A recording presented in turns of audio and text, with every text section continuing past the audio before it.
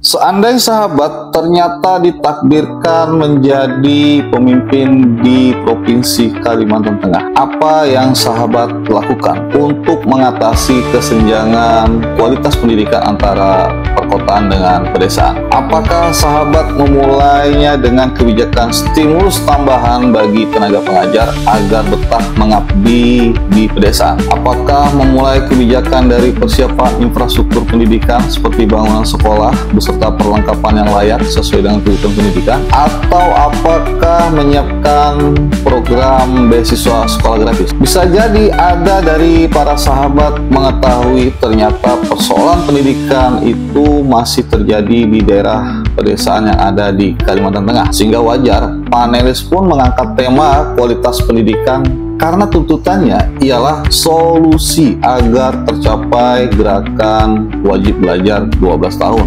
Artinya wajib sekolah dan selesai sampai level SMA atau sederajat. Bagi sahabat yang saat ini tinggal di perkotaan, sekolah sampai pada level SMA atau sederajat adalah sesuatu yang bisa dibilang tidaklah sulit. Namun kita bayangkan betapa sulitnya bagi saudara-saudara kita yang ada di pedesaan terpencil, yang terkadang masih bergantung dengan pola sekolah satu atap. Dan yang paling sedihnya lagi, karena saking sulitnya sekolah mencapai level SMA, banyak dari saudara-saudara kita hanya lulus di level SMP. Nah, kalau sudah hanya lulus level SMP, itulah yang jadi masalah pada kualitas sumber daya manusia. Dan celakanya lagi, ijazah SMP itu pun akhirnya sulit mendapatkan pekerjaan alias menganggur. Itulah alasan kami sampai detik ini sahabat harus paham dan mengerti. Ternyata jadi pemimpin itu tidak gampang karena wajib memikirkan persoalan-persoalan rakyatnya, terutama masalah pendidikan. Karena kami pun merasa seandainya kami tidak lanjut SMA, maka kami tidak mungkin bisa lanjut ke perguruan tinggi, dan tidak mungkin juga kami bisa seperti ini. Dan kami bisa sampai seperti ini karena memang kami beruntung berada di wilayah yang fasilitas pendidikannya telah cukup dan layak. Dan satu hal yang harus kami sampaikan berkaitan dengan isu pendidikan saat ini, karena situasi menyambut hadirnya Ibu Kota Nusantara atau IKN, yang dengan ada IKN itu maka menuntut kita warga yang ada di Kalimantan Tengah ini harus dipaksa siap bersaing dengan SDM yang datang dari seluruh penjuru Nusantara. Karena kalau kita kalah bersaing, maka perlahan kita warga masyarakat Kalimantan Tengah ini akan terpinggirkan dan hanya jadi penonton. Jadi perhatian ya bagi kalian para buzzer penjilat, jangan marah kalau majikan kalian kami kritik bila bertingkah laku tidak baik. Karena calon pemimpin ataupun pemimpin harus memberi contoh yang baik bagi rakyatnya. Dan bila tidak, maka harus bersiap diri untuk dikritik oleh rakyatnya. Para buzzer penjilat, cukup sampai di sini ya. Karena penutup ini hanya kami tujukan pada sahabat yang berpikir waras, yang peduli dengan gagasan calon pemimpin tentang kualitas pendidikan di Kalimantan Tengah. Mari sahabat simak dan pikirkan, yang mana yang menurut sahabat logis dan mudah dipahami terkait dengan strategi meningkatkan kualitas pendidikan dan mengatasi kesenjangan pendidikan antara perkotaan dan pedesaan di Kalimantan Tengah berikut ini. Bagaimana kebijakan strategis dan upaya serius paslon dalam meningkatkan kualitas pendidikan dan mengatasi kesenjangan pendidikan di pedesaan tersebut? Ya, menyangkut kesenjangan pendidikan ya di desa dan dibandingkan di kota, bahwa sesuai dengan visi-visi kami, permasalahan yang ada di Kalimantan Tengah itulah yang kami buat dalam program 5 tahun ke depan. Di antaranya adalah menyangkut infrastruktur jalan, jembatan dan drainase, dan juga sektor pendidikan dan kesehatan. Sektor pendidikan dan kesehatan ini sampai dengan sekarang itu masih perlu banyak yang kita perbaiki. Baik menyangkut tenaga pengajar, tenaga kesehatan, sarana prasarananya masih banyak, terutama di daerah pedesaan seperti yang disampaikan tadi. Sehingga memang perlu penanganan secara khusus untuk menyelesaikan masalah pendidikan dan kesehatan ini, terutama kita utamakan di daerah pedesaan. Jadi jangan ada perbedaan-perbedaan, jangan didahulukan di kota.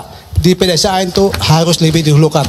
Dan prinsip membangun bagi kami pasangan ARSI adalah harus adil dan merata di seluruh Kalimantan Tengah. Terima kasih. Jadi Kalimantan itu lama pendidikan itu 8,7. Artinya apa? Artinya kita itu hanya lulus SMP. Lah mana mungkin bisa bersaing dengan para sarjana ketika kelulusan ini. Dan ingat, data kita itu guru jumlahnya hanya 50.488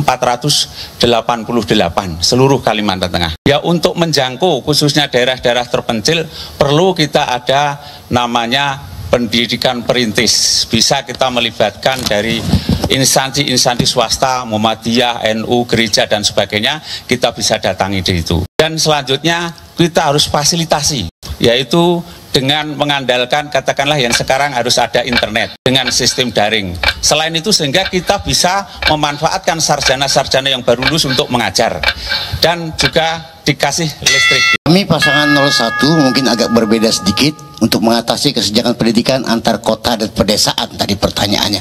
Kita ada program yang namanya Gertas, Gerakan Tuntas Sekolah 12 Tahun.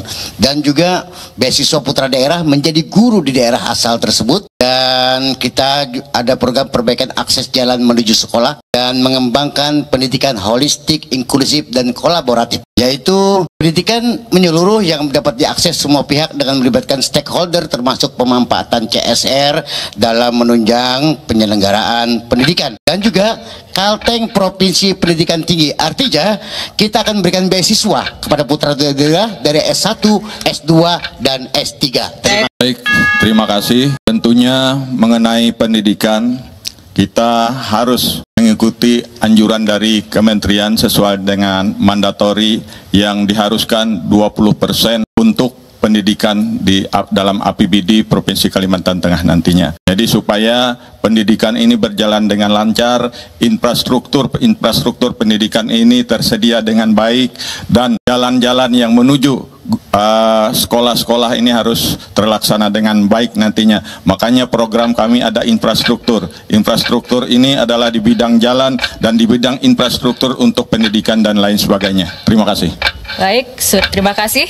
Kembali kepada 4 kartu Huma Betang, yakni sekolah gratis, beasiswa 1 sarjana, 1 kakak, dengan tidak melupakan peningkatan infrastruktur pendukung dan pendidikan yang lainnya. Selanjutnya kita akan memberikan intensitas tunjangan bagi guru yang mengajar di daerah terpencil. Dan pemerintah Provinsi Kalimantan Tengah saat ini juga sudah menyiapkan untuk peningkatan mutu guru sebesar 500.000 per bulan, dan itu dimaksudkan untuk memberikan daya dorong kepada guru-guru ya yang ada di daerah supaya mereka bisa bekerja dengan baik ya, mengajar dengan baik, dan ini juga menjadi motivasi. Kemudian juga yang lebih penting adalah bantuan infrastruktur jalan desa itu 250 sampai 500 juta.